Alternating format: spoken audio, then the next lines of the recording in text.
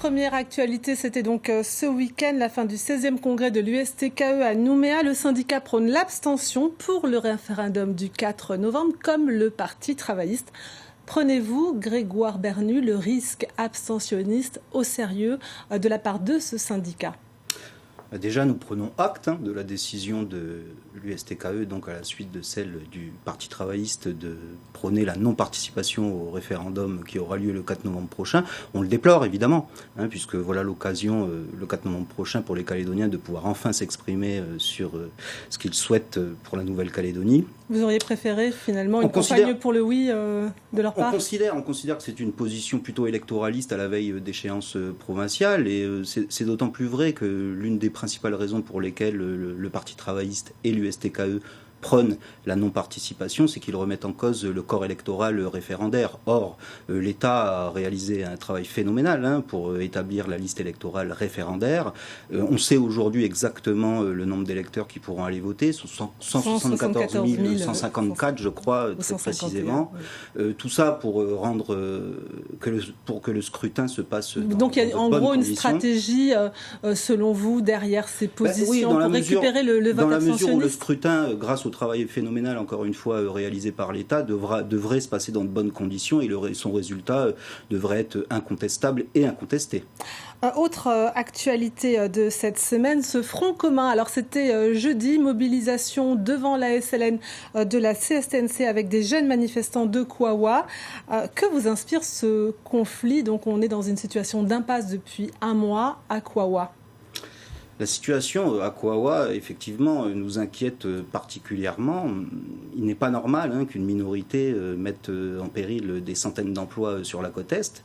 Vous ne comprenez pas les revendications environnementales ? Ce qui nous alerte, c'est la tournure politique prise par ce dossier. Depuis, après que les échanges de courriers entre le président de la province Nord et la SLN, à la suite de la décision de la province Nord de suspendre les travaux préparatoires pour l'exploitation de 3 nouveaux gisements à Kawa, et évidemment ce dont vous parlez, la grève générale décrétée par la CSTNC. Ça nous inquiète tout à fait logiquement. C'est légitime de s'inquiéter quand on connaît la situation difficile, extrêmement difficile même, dans laquelle se trouve la SLN, puisque je vous le rappelle quand même, ça fait 6 années consécutives que la SLN perd de l'argent et qu'aujourd'hui elle est confrontée à encore de grosses difficultés. Donc on se demande ce qu'il y a derrière, s'il n'y a pas quand même une volonté politique de nuire à la SLN. Compte tenu du contexte.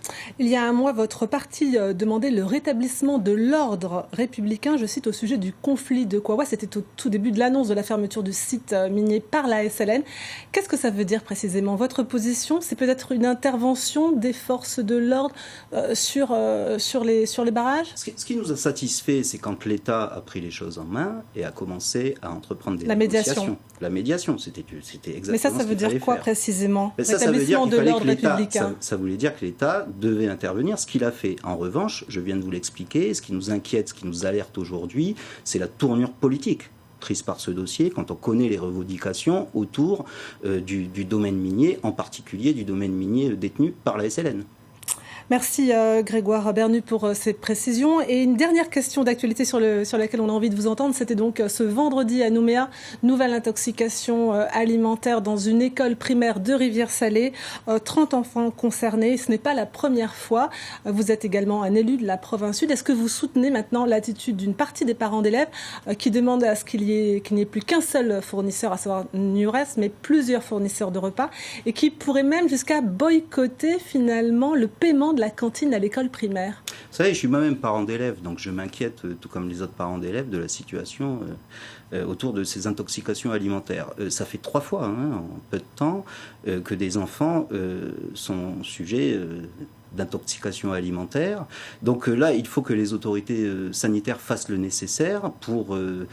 Vous estimez qu'elles n'ont pas fait leur travail parce qu'il y a eu des résultats, là, finalement on n'a jamais pointé du doigt. Ça commence à faire beaucoup, donc il faut que les autorités sanitaires fassent le nécessaire pour protéger nos enfants à l'école et garantir leur santé. Et on attend effectivement que la mairie nous dise comment elle voit les choses pour faire en sorte précisément de garantir la sécurité alimentaire de nos enfants à l'école, parce qu'effectivement, la situation commence à devenir inquiétante aujourd'hui. Merci Grégoire Bernu pour ces réactions face à l'actualité de la semaine. Nous allons à présent vous entendre dans cette seconde partie d'émission, à savoir les convictions de notre invité.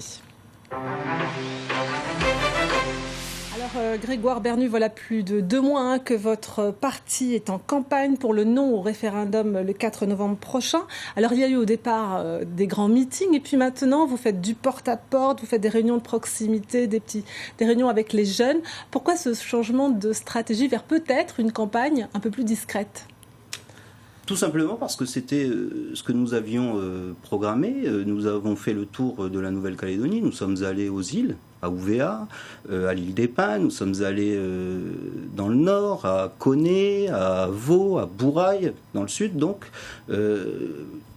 pour expliquer à la population les conséquences d'une indépendance sur leur quotidien.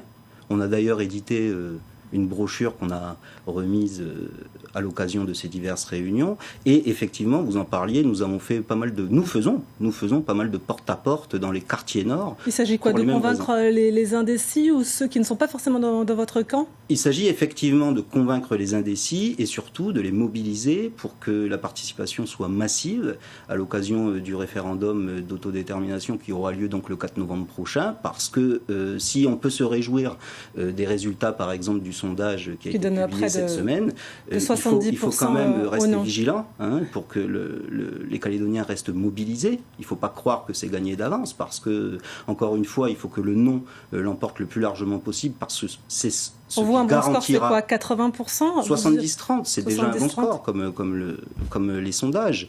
Il faut que c'est la victoire massive du non qui garantira la stabilité de la Nouvelle-Calédonie à l'avenir.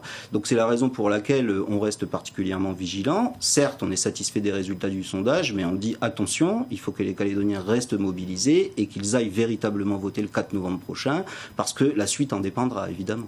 Alors aujourd'hui, on a cette visite de Laurent Wauquiez, donc, qui est président des Républicains. Il est accueilli bien sûr par une délégation du Rassemblement Les Républicains, mais aussi par votre présidente Sonia Backès. Est-ce qu'on peut imaginer un meeting commun de ces deux partis loyalistes autour de Laurent Wauquiez ? Alors déjà, avant de répondre à votre question, effectivement, nous, au sein des Républicains calédoniens, nous avons la chance d'avoir plusieurs personnalités qui peuvent librement choisir leur appartenance à un mouvement politique national.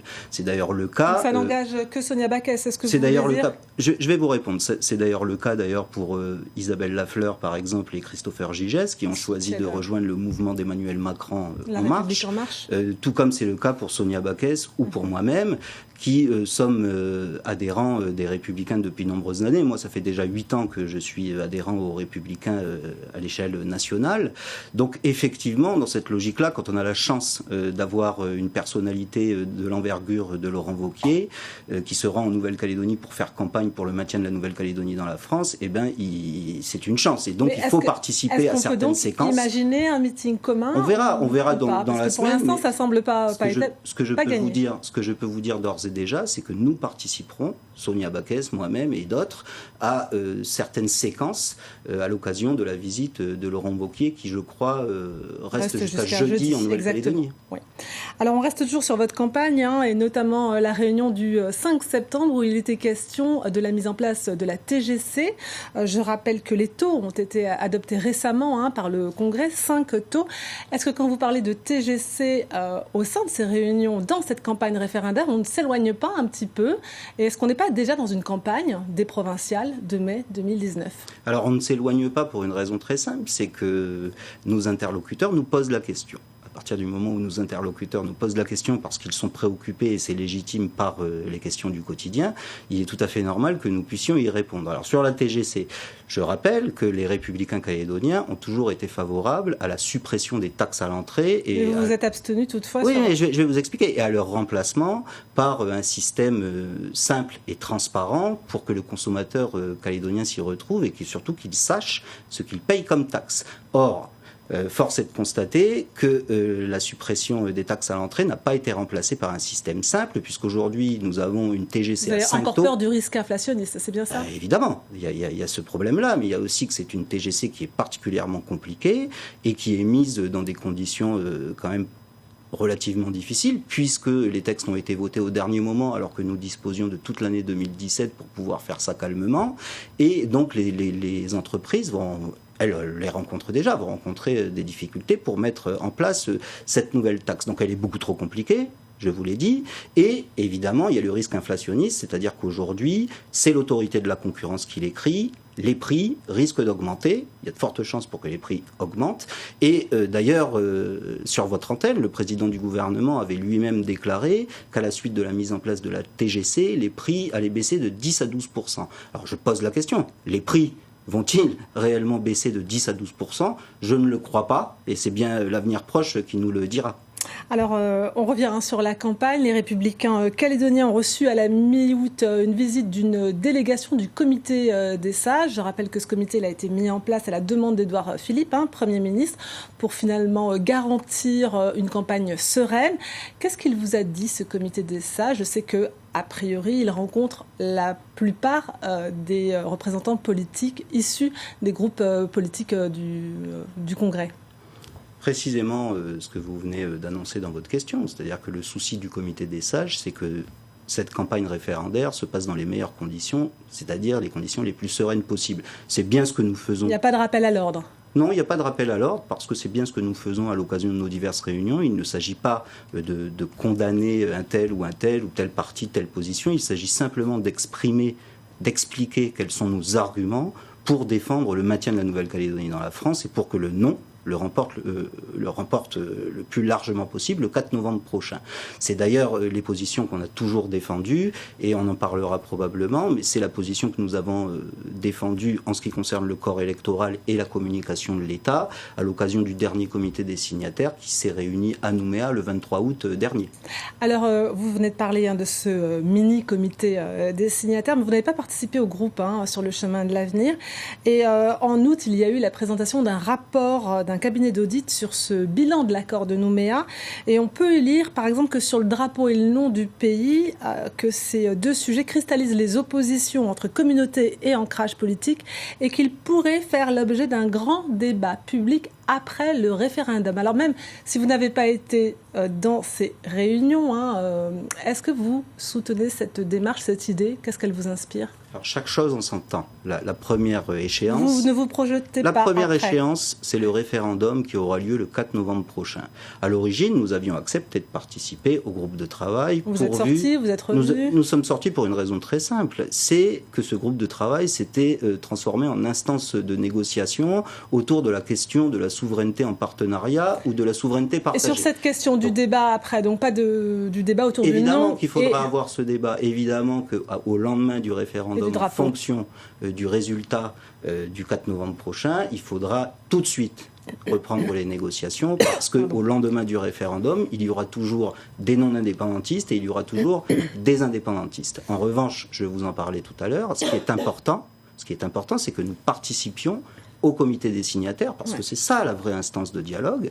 Et c'est d'autant plus important que la dernière fois, des sujets cruciaux ont été abordés, comme la communication de l'État autour du référendum, ainsi que la question du corps électoral qui a été réglée, puisque validée par l'ensemble des partis politiques, y compris par les partis politiques indépendantistes. Très rapidement, Grégoire Bernu, l'audit évoque aussi à propos du gouvernement et de la collégialité un système à bout de souffle. Est-ce que vous cautionnez cette hypothèse de travail? Je crois que ça fait consensus. Vous voyez quoi, un gouvernement majoritaire finalement avec une prime majoritaire? Il va falloir y réfléchir, effectivement, probablement avec une prime majoritaire, mais je crois que ça fait consensus et que ça ne date pas d'hier que ça fait consensus, parce que ça n'est pas le seul rapport qui indique que ce gouvernement collégial est à bout de souffle et que c'est particulièrement compliqué dans ce contexte-là de pouvoir gouverner avec une majorité stable. On le voit bien, compte tenu de ce qui se passe, notamment au gouvernement et au Congrès de la Nouvelle-Calédonie.